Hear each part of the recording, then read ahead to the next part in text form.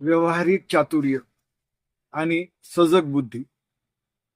व्यावहारिक चातुर्य आणि सजग बुद्धी आलं लक्षात.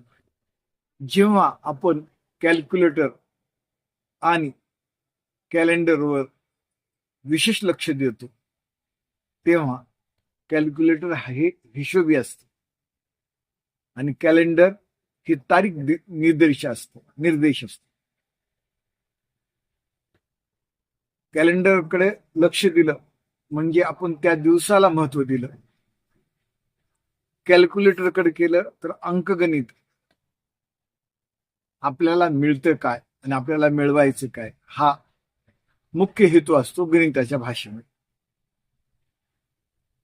कॅलेंडरकडे पाहिलं तर आपल्याला कालगणना सांगते आणि कॅल्क्युलेटरकडे केलं तर हिशोब.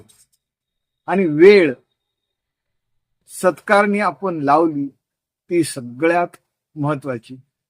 वेळ ही भगवंत आहे असे पहा. तारीख, वेळ आणि हिशोबी मन हेच आपल्या यशस्वी जीवनाचं रहस्य असतं.